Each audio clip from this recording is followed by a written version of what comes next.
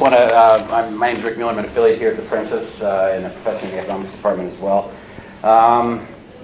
We have some upcoming events here that I was told to make everybody aware, keep it out there in the World Wide Web, as we used to call it. Thursday, these are some of the upcoming things. I'll just briefly mention them. Thursday, November 19th, 2015, sorry. The Story Bridge from Bhutan to Lethbridge, a community-made documentary. Jeff Bingley, our AV guy, as we used to call him, is going to be doing that in about a month, I suppose. Friday, the 27th of November, Inequalities and Social Exclusion, Moving Beyond the Status Quo. Sharon Yanicki from the Prentice Institute, as well as the School of Health Sciences. Rosita Yalamova from the Faculty of Education, Faculty of Management. It's education here. Okay. And Alex Koo, one of my colleagues in the economics department, as well as the associate director here at the Prentice. Friday, January 22nd. I don't see you marking this on your calendars. Yeah, right. It's all up there, right, John? Okay. Oh, this is the important one. Friday, January 22nd, John Usher, who's also a research affiliate here and at in the Faculty of Management, will be talking about using complex adaptive systems theory to steer a higher education system. That sounds more, is that more techy than it is, or? It's all waving. It's all okay, okay, good. And that's with, looks like you're a graduate student, Syed Hamid Ali. Okay, also a PhD student in the Faculty of Management. And then, finally, at least for this announcement, on Wednesday, January 27th, 2016, we're going to have Abdi Kuzumapur, who's an affiliate here, and in the Sociology Department. He'll be talking about, his title is Adjust the Mirrors and Turn on the Headlights, Revisiting the Current Debates on Muslims. That'll fill the room, I suspect. Definitely, that should be a good one. And okay, so those are the announcements. Now the main event here. We're happy to have Chunyang Pan here from the East China University of Science and Technology. I was fortunate enough to meet Alex this summer, I guess, when I was over in China at his university, and they were wonderful, wonderful hosts. And so hopefully this will return the favor, at least in part. Alex right now is up at the University of Alberta doing some English and teaching methods training. Yes. And he'll be here for another 10 days or so in Alberta. So we thought we'd grab him while we could and bring him down to give this lecture. And then tomorrow he's going to be giving a seminar in the economics department as well at 2 o'clock. Sure. That is. Yes. Yes, 2 o'clock. Okay, you remember that one. Okay, yes. Good. Okay, good. But today he's here with us. Let me just read a short bio here. He's an assistant professor in the Department of Economics at East China University of Science and Technology. That's in Shanghai, one of the many universities in Shanghai. Yeah. Definitely, and the best one, right? Yeah, I think so. I think so. Yeah. I'm joking. I don't know how I got invited there anyway. Okay. And he's currently visiting professor at the University of Alberta. Dr. Pan completed his PhD in economics at Fudan University, which is also one of the institutions in Shanghai, in 2012. And he's been a visiting scholar at the University of Paris. The good one. I think so. Okay, good job. Dr. Pan's research interests include migration, happiness, inequality, and environmental issues. So please welcome me in joining him to welcome to lecture. Thank you so much. I'm very happy to be here to give a talk on my program and research. And my topic today is very general. It is about the rural-urban migration and China's great economic transition. So according to this topic, we know that it's general, so I keep as less skill in it as I can. First, I introduce that I come from Shanghai, where the Red Star locates. We know that China's capital is Beijing, and we always say the window of China is Shanghai because Shanghai is the most opening city in China, and also the largest population city in China. It locates about, I think, 25 million people in there. And compared to Canada, I think Canada is 35 million people, more than Shanghai, but maybe Shanghai is more, have a higher population density. So also in my research, it is closely related to large cities such like Beijing and Shanghai because migration issues are issues in big cities. Of course, there are also issues in middle-sized and small cities, but it is more severe. The problem of migration is more severe in big cities. So just remember these two cities. I will refer these cities in my talk. Okay. So first, we can have a very short review of economics development or economic stagnation in the ancient history of China.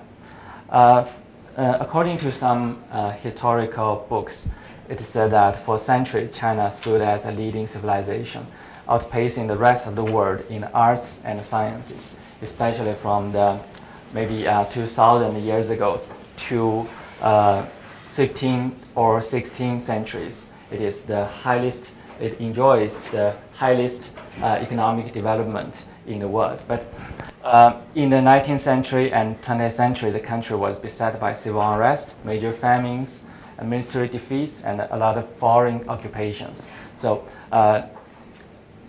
during that time, China's economic growth stopped, and we say it is China's economic stagnation. And in the meantime, maybe since the first Industrial Revolution in the early 17th century, the West Europe witnessed very rapid economic growth, and they surpassed China from that time. So this is the history, and in the very recent time, China has catching up with the Western countries. So today we are mainly focused on the very modern time. It is from maybe 1950s. That is 60 years ago. Okay, so it always says we have an economic miracle because if we look at the economic growth rate in China, we will find that the annual growth rate has surpassed 10% since 1978. So it is always called like China's economic miracle. So in this picture, we show some economic growth rate data here, and we can find it. We can obviously find that we can divide China's development stage into two stages. The first stage starts from 1952, which is the founding of the new China, the founding time of the People's Republic of China, and to the 1978, it is time of reform and opening up policy was implemented. So in this, the first 30 years of China, the economic growth rate is not so high. It is also very low, maybe at 2 or 3% per year. But since 1978, the economics speed up and grows faster and faster. So this is the time series evidence of China's economic miracle. So let's turn to next one is international comparison of growth rate. So according to the international growth rate in the very recent decades, we also find that China stood as a very prominent stage in the international economics performance. During the period of 1990 to 1998, this is a period of 1990s, I can say, the accumulated growth rate surpasses 100%. And if we look at the period of 1990 to 1996, we will find that the economic growth, accumulated growth surpasses 300%. So this is a miracle. So compared to other countries, other developing countries, we'll find that India, Singapore also performs good, but China is better in the economic growth rate. And some Western European countries, including British, the UK, the United States, also Canada, the growth rate is very slow compared to the developing countries' growth rate. So although there are other problems accompanied with economic growth, but we can still say that there is economic success in China. Okay, so very simple comparison of the world ranking of the GDP. Since 1911, China seized the second stage in the in the world's GDP ranking. And if we take another indicator, that is angle coefficient. Angle coefficient measures the welfare of the ordinary people's life. So it is calculated as the proportion of food expenditures in households' final consumption. It is very classical index in the welfare economics. This indicator is decreasing, which implies that people spend much more and more money on maybe education, maybe healthcare, and entertainment, which indicate that the living standard of Chinese people are improving since the 1990 in this diagram. So all of this evidence tell us that China witnessed economic success in the recent at least 3 decades. But why? Why there is an economic miracle? So there are a lot of debate and a lot of explanations of this. And today I will introduce the very basic one. And also I think it is interesting. That is migration, or the stock of labor plays a very important role in the economic growth. If we refer to some very classic, very simple production function, I hope it is not too simple. We know that the economic growth rate is a combination of technology, capital stock, and labor. And if we keep the technological knowledge and the stock of physical capital as constant, we will find that the economic growth is a very simple function of labor. And we can take a very simple form, like mathematical form like this. It is not so important, just to show we can use a very simple production function to highlight the role of labor in economic growth. And where the labor come from? We know that since the 1950s, China already has the largest population in the world. But many of them, a great portion of population are located in the rural area and are restricted to move to the cities. So that's a problem. Since 1978, the rural people can move out of the rural area to urban cities to seek some economic opportunities and some employment opportunities. Then the economics takes up. Here we show the urbanization rate since 1949, the year of the founding of the Republic of China, People's Republic of China. And I think all of us know that how to calculate the urbanization rate, which is the proportion of people who live in the urban area to the total population. And we can divide this development process into 3 stages. The first stage begins 1949 to 1977. So in this stage, we also call Maoism era, which is leadered or guided by our top leader Mao Zedong. And in this stage, we find that the urbanization rate increase very, very slowly, and almost it is stable. And especially in some special times, especially in the mid-1960s, there are some declining of urbanization. I will explain later. And during the 1960s and 1970s, the urbanization rate is flat. How to say it stays constant. So in the 1997, there are only about 17% of people who live in the urban area. And from that time on, because of the reform and open up policy, people go from the rural areas to urban areas. So the urbanization increased from 18% to more than 50% in the recent years.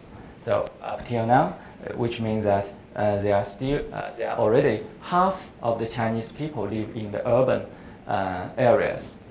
And we also can see that the last stage begins from 1996. At that time, the urbanization increases its speed. It becomes more rapid since 1997. Yeah. So this is according to some rules of urbanization. And here we have two data here from 1978 to 1995. There are only 0.6% per year increase in the urbanization rate. And in the next stage, it speeds up and increase to 1.4% per year in urbanization. It's a very simple stylized factors in China's economy. So if we take an international comparison of urbanization rate, we can see that if we compare with different countries with different levels of income, according to some World Bank standards, we find that China's urbanization is the farthest, but compared to them, we have also lower than the middle income or the high income and the world average. So, which means that we still have a great potential to increase our urbanization rate. So, until the year of 2010, we have already catched the world average, that is about 50%. And also we can compare with the developing countries located in different parts of the world. If we compare with the developing countries in the East Asia and Pacific region, or Europe and Central Asia, Latin America or Middle East and North Africa, we find that although China's urbanization rate is lower than all of them, but the speed of the urbanization is the most fast, right? Okay, so why there will be so much rural laborers released from rural area to urban area? So how to explain this phenomenon? And I think we can first go back to maybe 60 years ago to the Maoism era to see something in that area. So in that stage, it is the early stage of China's founding. We call there is a dual society in Maoism era. I write a very simple picture to explain my idea. So here there's a diagram. The vertical axis denotes wage, which means the income of the workers or the income of the agricultural laborers, the wage. And because there's no labor market in that time, and all wage are set by the state or set by the central government. So the wages of rural and urban people are obviously less than the market wage, if there is a labor market. And the horizontal axis denotes the welfare benefits, which including, I think, maybe education for your offsprings, the cheap housing, and the healthcare services. So we can see that the rural people, it takes a great proportion, maybe more than 80%, maybe more than 80%. And they enjoy a lower level of wage because the government will buy their product at a very low price, which is set by the state. And also, they will enjoy a very lower level of welfare benefits because in the rural areas, there are no much public services like education, like healthcare, hospitals, and any other employment opportunities. So the rural people are a very obvious disadvantaged group at that time. And we can also see the urban area In urban area, the urbanized people accounts maybe less than 20%, but they enjoy a higher level of living standards. They have a higher wage, but still less than the market wage. So in this situation, the state or the state-owned enterprises can have more capitals to invest in the future production. So it can promote economic growth. So, and also to compensate for the lower wage, the state will give the urbanized people a high level of welfare benefits, including the cheap housing and education, such like that. So this is a very simple model of we call the dual society under accumulative regime. The dual society means there are two groups of people and they cannot move from each other. Especially the rural people cannot move to the urban areas. It is unlawful at that time. And of course, the urban people can move to rural areas, but I think there are not so many people will do this because the urban people enjoy a higher level of living standards. So this dual society. And what is called accumulative, which means there is a high welfare and low wage policy. So it renders the SOE, state-owned enterprises, have a high level of capital stock and a high level of investment in future production. So it promotes economic growth. So here I give some highlights of this model. The low wage, high welfare policy promoted industry development in a low cost, and the urbanites enjoy a higher living standard. The rural residents were prevented from moving to even small towns in their area, let alone large cities. And the effective control of migration lowered the fiscal burden of the local government and unemployment in the urban area. Because all the welfare benefits provided by the government has some cost. If there are too many people in the urban area, the government cannot pay the bill. So that's why they will control the movement of migration from the rural areas. So how to control the migration? There is a very special policy in China. Okay, so these some pictures taken from at that time. There is a up to mountain and down the countryside movement. It is a kind of very special political movement, also called stand down movement. I think maybe Chinese people know that. In this movement, some urbanites or people living in urban areas are sent to the rural areas for learning from the agricultural workers there. So it is sponsored by the state government, by the state and central government. So it is a movement. And soon they will find that it is a wasteful of human resource, because in rural areas we do not need so much people. They already have too many people in rural areas. Okay, so this is a very special phenomenon in that area. So let's turn to the very important institutional assignment of the migration in China. They are called a hukou system. Hukou system, also called huji system. Maybe huji is more formal expression, but we call hukou. I think it is the same. Hukou system is not created by Mao Zedong. It is very old, very ancient system in China. So it is inherited from the ancient China.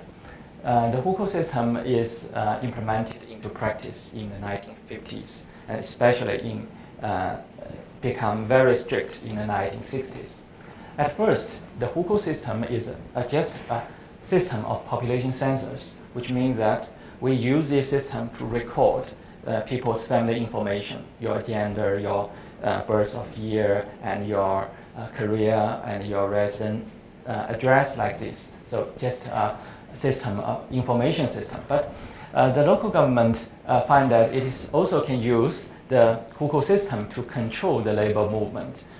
For example, they can relate the urban people who has the urban hukou with a high level of welfare benefits.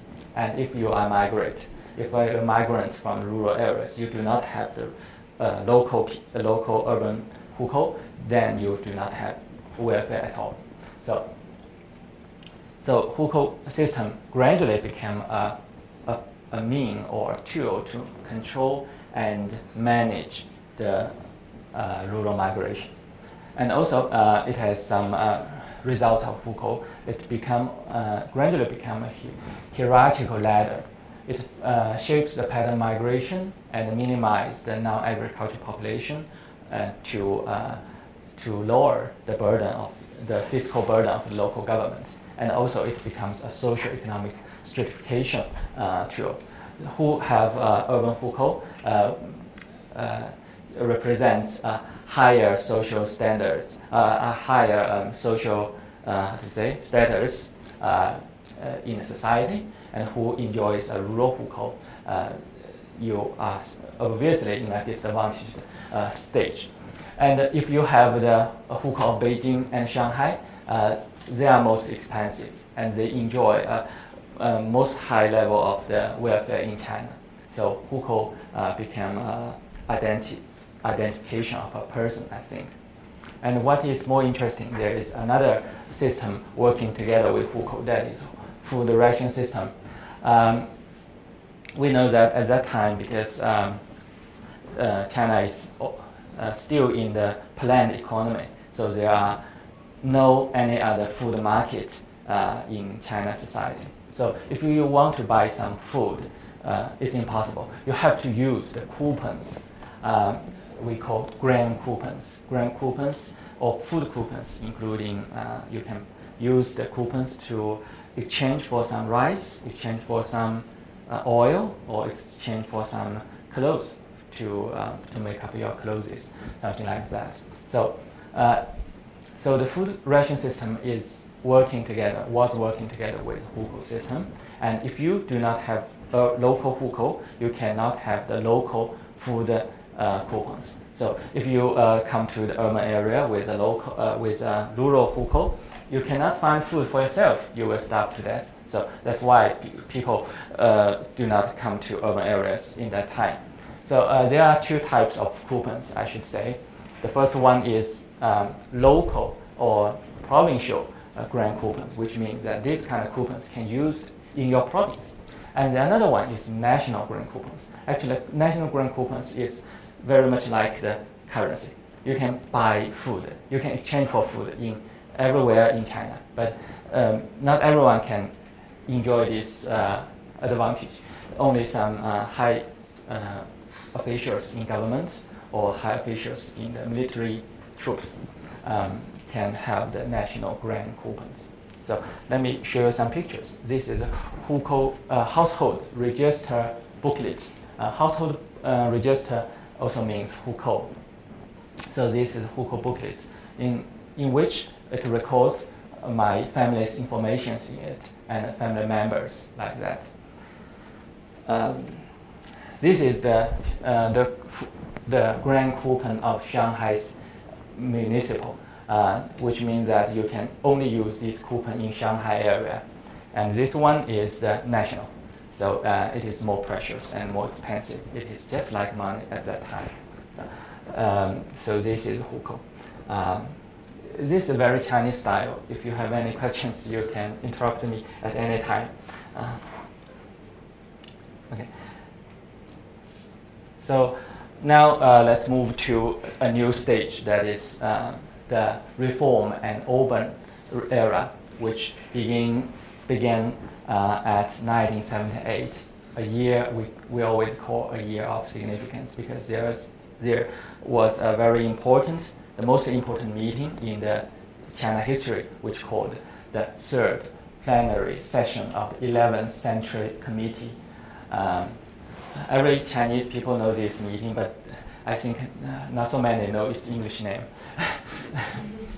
So in this meeting, there are two important decisions. The first one is they make the Deng Xiaoping as a top leader in China. And the other one is they decide to redirect China from class struggle to economic movement, which means we redirect China from the political movement to economic development. So in this sense, China becomes a more modern and market-oriented economy since then.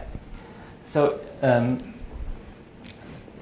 the immediate results of this reform is the change of labor demand and supply.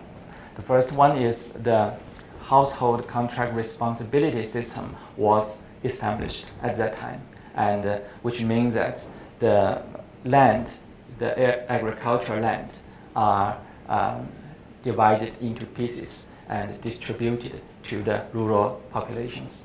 And under this situation, it makes a lot of rural areas as surplus labors. So there are a great amount of free or cheap labors located in the rural areas. So, which means the supply of labor increases. And the other one is rapid growth of urban economy and the inflows of the FDI into the coastal areas in China. It creates a huge demand for the labors. So in one side, there are huge supply of labors, and in other side, there are huge demand of labors. So, and because the supply of labors we can regard as infinite. So it will meet the demand at a very low cost. It will not increase the wage level. So this is a portrait of Deng as the paramount leader of China from 1978 to 1992 when he retired from the government, central government. Okay. So at that time, the people, the hukou restrictions come to be relaxed a little bit, and the surplus of the rural laborers can go to other places. So here we find that people are easier to go from the countryside to small and mid-sized towns. So this arrow is more thick.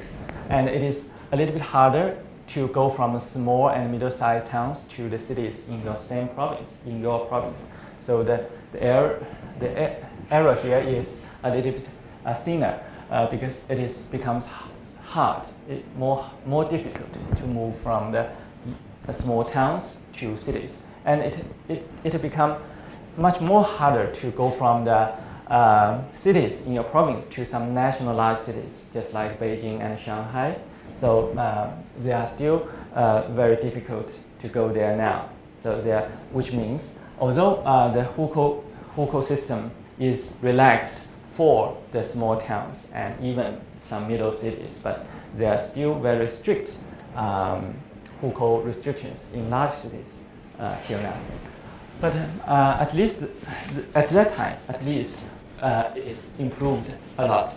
Okay, so there are some population census in China implemented maybe once 5 years. We can have some very reliable data to measure the population movement during the period of 1985 to 1990. That is 20 years ago, I think. 30 years ago, sorry. There are about 34 million people changed their residence, which means that in the 1990s, they find that the origin and the residence of the people are different. There are 34 million people changed their residence. And the most important part maybe is intra-province migration. Intra-province migration means you go from countryside to small and mid-sized towns or the cities in your own province. That accounts for the biggest proportion, that accounts for 68%.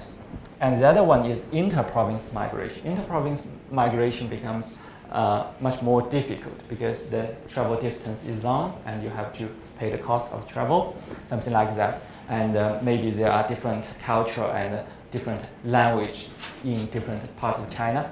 So it is much more harder, so it accounts only 32%.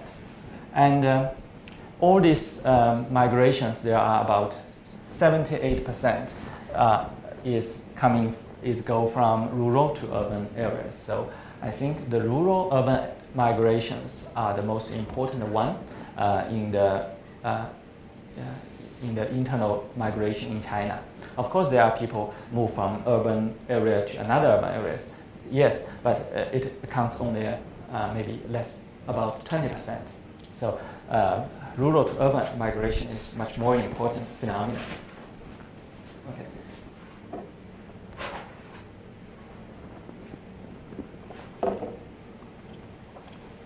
It says that this migration is the greatest migration in human history. So let me share with you some pictures of the migration people in China. They are like this. They have a great number of luggages travel from a long distance. And it becomes a very ordinary phenomenon in every big societies in China. And this group of people also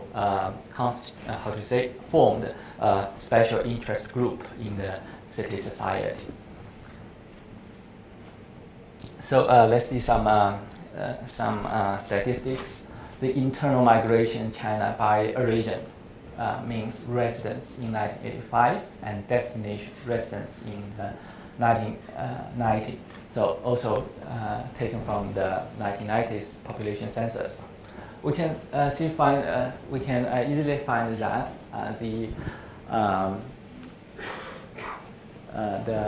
if we take the urban area in the 1985, we can find that there are about 6,388,000 people come from city, and 1,255,000 come from the town, like this, and most of them come from the rural areas, I think. So the rural areas are the main regions of the migration come from. This is the internal migration statistic. Okay. So we also can use this table to see who is the migration gainers and who is the migration losers. There are some provinces, not all provinces, maybe 20 of them, provinces in China, all located in the middle part and east coast of China. And the first column is the population in 1982. The second column is the intra-provincial migration during that period. And the third column is inter-provincial out migration. And the fourth one is inter-provincial in-migration. If we minus the fourth column with the third column, we get a net provincial migration. For example, Beijing gains about 549,000 migrations during that period. And also Tianjin is also a gainer. And the biggest gainer of migration maybe is Guangdong. Guangdong developed in a first stage in the reform period. So it attracts the most number of migrations there. Also, I think Shanghai, Jiangsu, also the migration gainers. Okay, so in this table we can easily find that maybe the coastal areas are the migration gainers, and the middle areas are migration losers. This is very simple because the coastal areas in China have the advantage of economic development. They are close to some ports, so they have a lower travel cost, something like that. So this table shows us the very clear migration pattern across the regions in China. And this table accounts for the causes of the intra-province, and next table for the inter-province migration. There are many causes of migration, which means why people migrate. The first one is job transfer, and the other one is job assignment. When you are graduated from college or graduated from high school, your job is assigned by the government. You do not need to find a job in your labor market. Not like today, we need to find a job for ourselves. At that time, when you graduate from the university, the government will assign a special job for you. And the other one is work and business. So this takes the greatest portion among all the causes, because people migrate out of the rural area to find good jobs or do business in the urban areas. So this is most important, and study accounts for 8%, because many students like me migrate from my hometown to Shanghai, the big city, to receive the higher education, like this. And also relative. Relative means that you migrate because of your husband or your wife migrate to urban areas. So there are also other causations, but the most important maybe is work and business. It accounts for almost a third of the all causations. These are the causes of inter-province migrations. It follows the same pattern, I think. The work and business also count as the most important reason why people migrate. And we also split the data into city, town, and countryside. But normally we find the same pattern among city, town, and country migrations. So this is a new statistic from the 1990 to 2005, which is taken from the Economics Journal. And also the migration pattern actually is the same.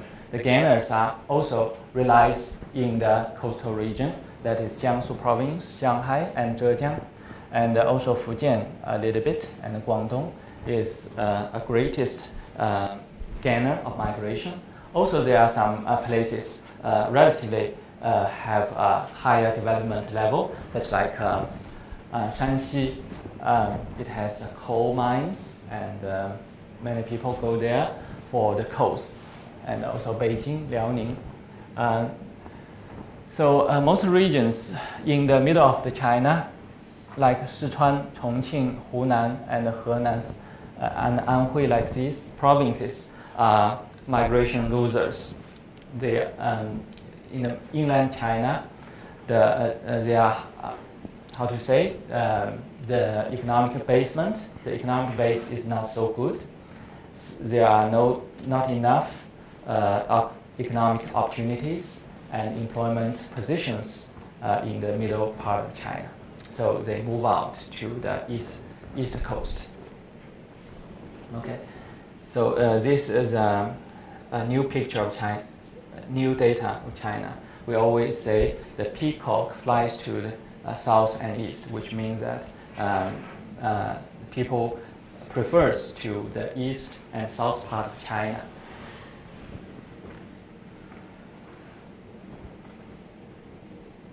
So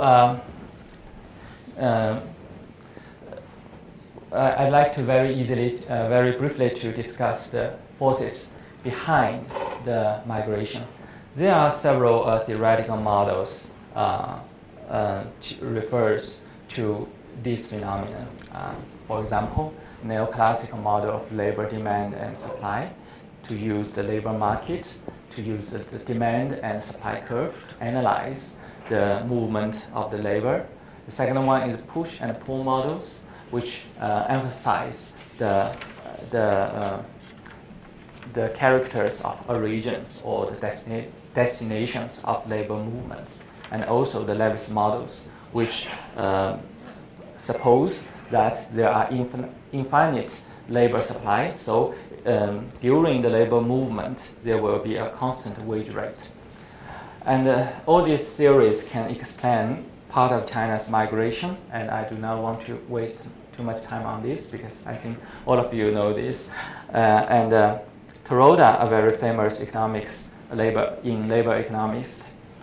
economics, quoted Revenstam like this. Revenstam is a very famous British statistician who do a lot of work on population census. He says that there is an economic motive in the form of desire inherent in most people to better themselves in material respects, which means that people will go to some places to increase their living standards. So the driving force behind the migration is very simple. That is giant gap between rural and urban areas in China, just showed in the very simple diagram in the previous slides. The rural people in a disadvantaged group, a disadvantaged stage, both in the wage or income and in the welfare benefits. Okay, so although things changed a lot, but the hukou system is still was still in working, and now we already do not say the dual society. It becomes a new dual society. More especially, we need to say it's a new dual society inside the urban area or inside the city. Because the great amount of migration come from rural areas, so it forms a large amount of we call floating population in the urban area. How to define the floating population? In China's statistics standard, we do like this. It refers to people who reside outside their place of permanent hukou residence for more than 6 months, which means that if you go to some city and stayed for longer than 6 months, or you find a job there more than 6 months, you are regarded as urban people without local hukou. And some people are born in the city, so they are regarded as the born hukou holder or the urban people who has the local hukou. They are different in their welfare benefits. So the floating population, also called 农民工 in China's dialects, also rural laborers, which denotes some. It is a very special interest group in the society, in the city society. So we can reorganize the model like this. In the post-reform region, the horizontal axis also denotes wage, and now the difference is there is a well-developed, not so well, but a developed market of labor in China. So the migrations and the people who has urban hukou are all in the same labor market. They enjoy or they have the market wage or the wage to clear the labor market. It does not mean their wage is the same, just means that they all enjoy the market wage. But they are all still different in their welfare benefits because the urban people have the local hukou, so they have some good access, better access to education and healthcare, something like that. And the migration in the urban area maybe cannot send their children to the local school, so they are still in the disadvantaged stage in the welfare benefits. Also, the rural area, the proportion of population in rural area is become smaller compared to the previous model, and its wage or its income also increased a lot because the government increases the purchase price of their grain or the rural product at that time in the post-reform area, so things like that. And also, it allowed the rural people to move from the rural area to the urban area, but they cannot immediately be urban residents, a local urban resident. They are still regarded as 农民工 or regarded as floating population, floating people. So, which we say it becomes a so-called New Deal society. There highlights the welfare disparities between two interest groups of migrants, immigrants, and the local urban people. So up till now, the welfare disparities in some small and mid-sized towns vanished a lot, but in some big cities, especially Shanghai and Beijing, the welfare disparities between the immigrants and the local people still have a huge difference.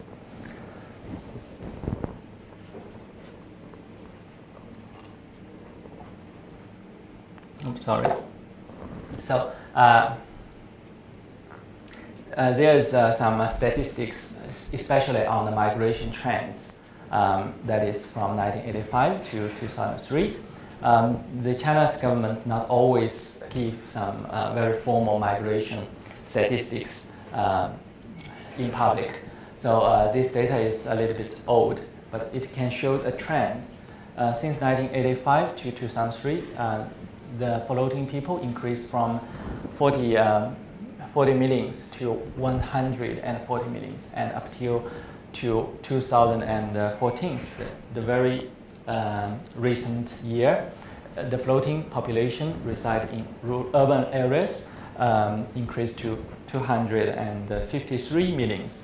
It's a huge, it's a very huge proportion of the total population in China. And there is also a very little poem to describe the floating population because it's in Chinese, so I translated it into English. It says like this: a portrait of 农民工. They live in the cities but registered in the countryside. They work as workers but identified as peasants, which means although they work and live in the urban areas, but they are regarded and treated as a disadvantaged group. So that's the China today. So there are, maybe we can say this is a intra-urban segregation in the urban area, and it is bad, but there are still some maybe rationale for the Foucault system. I need to argue a little bit. Here comes the rationale of the Foucault system. We know that there is a classical dilemma of city development in theory. The first one is the positive effect of agglomeration. More people increases the efficiency, economic efficiency.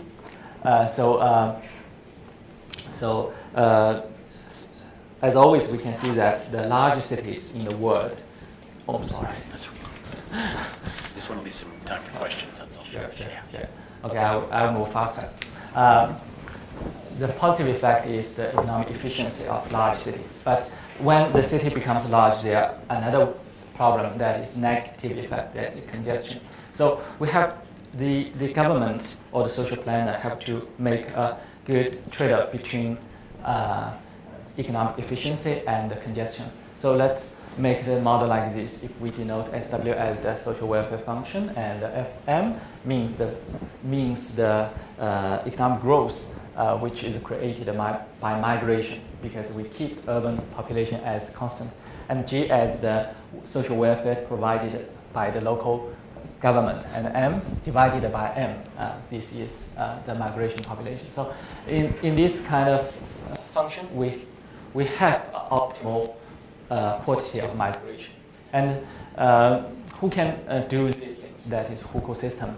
Foucault system sometimes serves as a tool to seek approximate optimal quantity of migration into a city.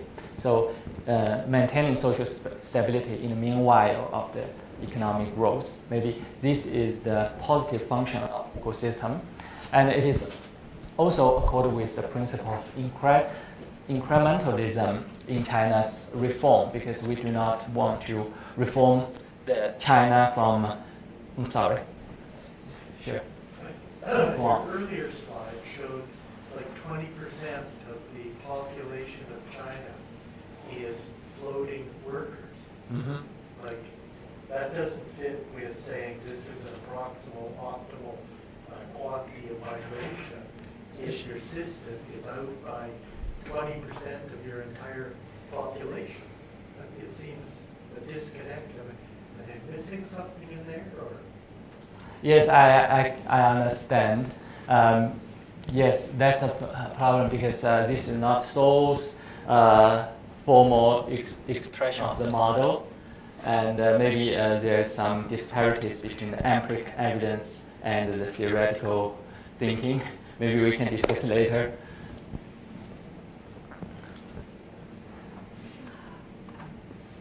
But although there are some positive effects of Foucault system, but it still causes some segregations in the urban area.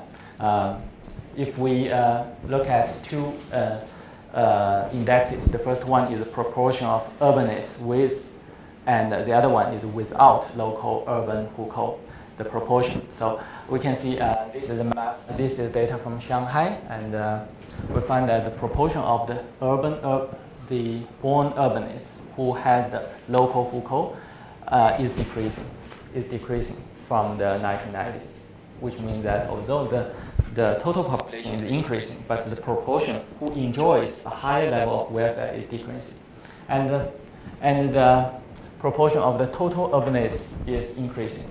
So there is a huge gap in the large cities. But if you are not look at large cities, just look at some provinces in coastal areas, such like Zhejiang province, this Zhejiang province here, and Jiangsu province here, we can all find that there are some disparities between these two groups, but they are narrow. They are narrower than that of Shanghai. So this is the one problem caused by Foucault system we also need to tackle with. And there are some literatures, such like income inequality, which means the rural, the floating population earns a lower income. The trust crisis, they have lower trust scores and also lower happiness feelings. The other one is the widening gap. In theory, the migration should make every people better off and to narrowing the gap between rural and urban. But in fact, it is not. In China, the urban-rural income gap is in the whole trend is widening. But in the recent years, it becomes better. It is shrinking. So we still need to do a lot of things on that. There are some extreme cases. In some coastal areas, we can spend a lot of money to build a bridge over the ocean. It spends about maybe $4 billion, more than $4 billion.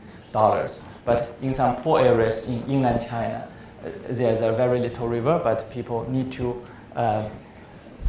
use a line to move from the one side to another side. Actually, it only costs maybe 10,000 or 100,000 yuan to build a bridge over that little river. So this is a huge gap between urban area and rural area. This is Gini coefficient. Although the Gini coefficient published by the NBS is shrinking, but it is still in a very high level. So, okay. So, distorted urban area system because there are too many small cities in China, not so many large cities, and the large cities are still undersized. Okay. The last point is the population aging.